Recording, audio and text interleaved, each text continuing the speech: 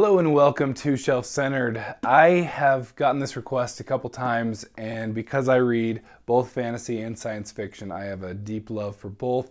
But this is one from a sci-fi fan asking, what fantasy books or series would you recommend to someone who loves sci-fi to kind of get them into fantasy? And so I came up with a list. We've got 9 books here, and we're gonna see if this will work. Some of them, so we're stretching this quite a bit. I'm gonna stretch it as far as I possibly can, and you'll see why. You'll see what I mean here on a number of these. So keep watching. You're gonna see me stretch this to the farthest extent that I can. But I think I've come up with some good books, some good authors that I think that a science fiction fan can like in a fantasy. It's not necessarily because it has science fiction elements exactly in the fantasy, but anyway, we'll get into it. I'm going to jump in. And first, with the first stretch, we're going with Star Wars, because let's be honest, it's kind of known as science fiction, but there is that argument, so I feel like this is a good kind of beginning the transition. Let's begin the transition. What is the Force but magic, right? Is it not a fantasy element? And there's a number of things in Star Wars. So there's definitely the droids, there's definitely the laser guns, but we don't really get a lot of the hard sci-fi in that. So this is definitely a softer sci-fi, if you're even going to call it that. Some can arguably call this fantasy, at least to a degree. It's science fantasy, maybe even. But anyway, this is a good kind of transitioning you over, and this is one of the best, in my opinion, of the limited amount of Star Wars books that I've read, but this one is excellent. I didn't even know that an adaptation of a movie could be this good. But of course, Matthew Stover, he's one of the best. This may not be the last time you'll see him. All right, the next one I'm going with, number 2 here, is going to be Promise of Blood, mostly because we're getting, it's fantasy with guns. It's powder mages, so we at least have guns here. So this is what I'm going with maybe a science fiction fan is there for the blasters or whatnot. And this is a gun using society that also relies on this powder that is also has some magical properties. So kind of combining the two with just technology and magic in one. That's where my stretch on this one goes. But combining the two, this is one, and I'm going to make this argument for later, but as well for a different series that I'm recommending. Promise of Blood is one of those where Brian McClellan's really gotten a good magic system that's pretty well explained, at least the limitations of it. And look at that beautiful cover work right there. I just love it. One of the best there. All right, this gets us into, this is a bit of a steampunk section. So steampunk is kind of usually a mix between fantasy and a little bit of technology kind of thing going on. And I mean, almost what if technology, instead of progressing how it did in our world, it progressed, or potentially in the way we think it's going to. What if it progressed based on steam technology and a lot of that kind of stuff. So the first one is The Aeronaut's Windlass. I think Jim Butcher just has a good writing style that I think is definitely modern. But this one does have, there's a sword even on the cover. But it's got guns still. It's got some technology. It still has the technology aspects. But then it also has talking cats and a talking cat society that's hilarious if you like cats at all, because they act like cats, and it's hilarious. Did I mention it's hilarious? So The Aeronaut's Windlass. The bad part about this one is that we've got 1 book out. I don't even remember how many there's supposed to be. I might be able to find that and edit it in here. But there's only 1 book out. We've been waiting on the 2nd book for years now. So he's been a little busy with his Dresden stuff. So now that we're on the topic of Dresden, I'll add that too, because that's a good, I think, a mix between, I think urban fantasy itself just is kind of a good way for a science fiction fan to kind of get into fantasy, because it's still utilizing our current level of technology at least, and you have cars, TVs, whatever, you name it. We're in this epoch. And so Dresden Files is another good one, and it's amazing too. So it's really good. I highly recommend that. To continue on with some steampunk here, Chris Wooding has this great series. Retribution Falls is book number 1. It's the Tales of a Ketty J. It's, again, you have, as you can see here, it's maybe more on the sci-fi side, but it is kind of a mixture. This one's kind of hard to place. It's hard to place, but it does, I don't know, for me it felt like kind of my typical fantasy kind of group of scallywags that gets together, and I know science fiction can have that too, but again, it kind of treads the line. I think it definitely is more on the sci-fi side, and so because you do have these kind of airships that they use, and that's pretty cool, but it is still, you have this like the slow motion, slower communication, as opposed to sci-fi, which is all quick communication. You can't have the Seinfeld problem where if 90% of the shows on Seinfeld they just had a cell phone, it would like have solved all those shows.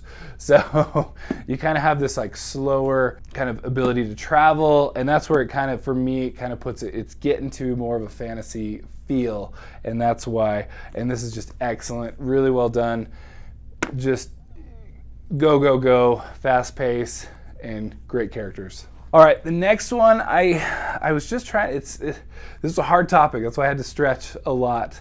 But this is one of the reviews I read for it, and I thought it was pretty accurate because having read this myself, it called this book genre defying. It's The Vagrant by Peter Newman. This is my advanced reading copy that I got before it was out into the world in 2015. Holy cow. I've been doing this a while, huh? The Vagrant is his name, and he has no other. This is one, it's genre defying. I thought that was really accurate, but it has some kind of like, you feel like you're in this kind of futuristic dystopia though, really. So if you like that in your sci-fi, this will do for you. But also, it just felt like some kind of like robotish type creatures too. It's weird. It's a weird one. It's magical. I mean, but it's really good too. And your main character actually doesn't even speak, but he's carrying around a baby. And I wish they'd show it in here on the cover, but he also has a goat, and it like follows him. And then the goat is just its own personality, and it's hilarious. But also, you've got literally 3 protagonists here that we're looking at that don't even speak, and it's an amazing story. Worth reading alone for that. But it is genre defying, and that's why I think I put it in here, because it does just tread, it kind of does its own thing. It's weird, and I love it. I'm here for it.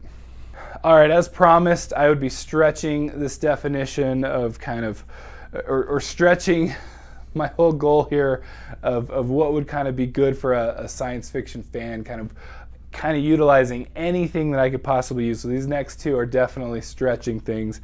But I thought Terry Pratchett is a good one. It is pure fantasy, so don't get me wrong there. There's really no any kind of science fiction. Maybe like a little, like I guess I guess I could say it does talk a healthy amount about Discworld, where this fantasy world takes place. Which is on the back of 5 elephants that are on the back of a giant turtle, and which is going through space. So it definitely does do that. So there we go. And it does have a wonderful quote, and I'll read it for you here. "In the beginning, there was nothing, which exploded." But I mostly put Terry Pratchett on the list because if you like Douglas Adams, who is one of the biggest, most classic science fiction authors of course, satirical science fiction, then this is your Douglas Adams for fantasy. Hilarious stuff, constantly laughing at just everything that's going on, told in kind of that same way that Douglas Adams does, that where, he likes to just take a phrase or something that we know and we're just used to, an idiom or whatever it may be, and kind of just turning it on its head a little bit. And so Terry Pratchett's the fantasy Douglas Adams, or Douglas Adams is the science fiction Terry Pratchett, however you want to put it. But that's really why I put this in here, even though I guess this technically does deal with space sometimes. Again, I'm stretching here. Brandon Sanderson, really. I brought, this is one, you can see the dust jacket's off because I'm reading this one right now. This is Words of Radiance, book 2 in the Stormlight Archive. So Brandon Sanderson's one that I put him on here, again, stretching this kind of where I'm coming from here with what is science fiction. One of the things that science fiction is, and what I think makes a really good science fiction book, like the Alastair Reynolds books that I like how technical he can get, and just using physics or time. You know, he was doing the issues with close to light speed travel before Interstellar, and so were a lot, I guess, of science fiction people. But I like that kind of, you know, one of the things that like kind of blew my mind in Revelation Space with Alastair Reynolds was how this woman, it's early on in the book, so it's no spoilers here, but she gets transported to this one world. Her husband gets transported to this other one, and because of the fact that they were going at such high speeds or whatever, that by the time they'd be able to get back together, because there was some mess up, so by the time they can get back together, would they each be like 100 years old or something? And so it's like, well, there's that. It's just like how devastating that would be just off of a minor slip up in, oops, we actually sent her pod this way and his pod that way. Having said all of that, Brandon Sanderson, his magic is very technical in his fantasy books. And so that's where I think he might be really good for a fantasy fan, because he is all about being very technical, very rule oriented. We want to talk about Arthur C. Clarke's rules, Isaac Asimov's rules for robots, those kind of things. We want like really good, solid, what are the mechanics of this magic system? That's what Brandon Sanderson does for magic, which is kind of similar to what the science fiction authors often do, especially the hard sci-fi authors will do for a good, just science-based technology that they're introducing into the story. And so that's why I think Brandon Sanderson, I think he fits in here. He'd be loved by a science fiction reader, not that he isn't already. Plus, he actually writes sci-fi too. You know, we've got a couple books in that, not to mention his whole deal is he's got this thing called the Cosmere. And so almost all, not all of his books, but a huge portion of them are taking place in this Cosmere, which is its own kind of universe with different planets that have different kind of magics all over the place. Anyway, it's so, I mean, and so if you kind of like that concept, that it's almost setting you up for some kind of sci-fi element to be introduced eventually anyway. But this cool Cosmere is just, it's really cool to kind of think of like planets just kind of being in the same place. And you're like, okay, what's their connection going to be? Even though they're typically more of a medieval fantasy fare. Not to mention there are the Wax and Wayne books, which are kind of, as I just mentioned, I said, hey, if it has guns in it, maybe you'd like it for that Promise of Blood.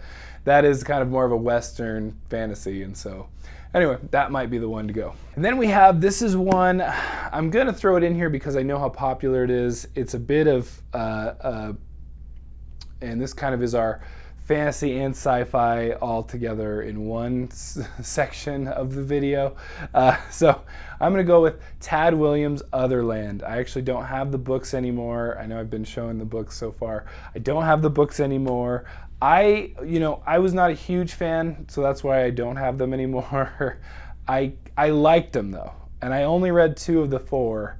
It didn't feel like it was something I could just keep going on. And so, but I think in the minority in disliking that series. I think most people do like it. Most people do like Tad Williams. I've been on again, off again with the author, but that's why I just thought I'd throw it in here. Otherworld is essentially Ready Player One, but way slower, but way more detailed, and not as 80s focused. So, but it's kind of this whole like computer online type thing. So that's kind of your fantasy land place, this other land, and then your real life kind of. And so it does kind of combine the two of, you know, technology utilizing, because it is this kind of video game thing, computer kind of world, computer generated world at least, and your fantasy elements too. So I think, anyway, I'll put that on here. All right, number one, this is my best recommendation, my for a sci-fi reader to read fantasy, because it so well combines the two of them that I just can't even. It was almost hard to think of anything else, because I already have the perfect one. Here's where to start. Matthew Woodring Stover. I mentioned him earlier. He's a Star Wars writer. He does write books in that universe there. Heroes Die, and this is book number 1. There are 4 books in the Acts of Cain series, but this is essentially a world where.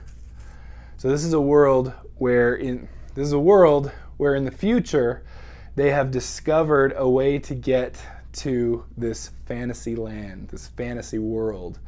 And so what does the future do but exploit it completely? Yeah, that's exactly what we would do, right?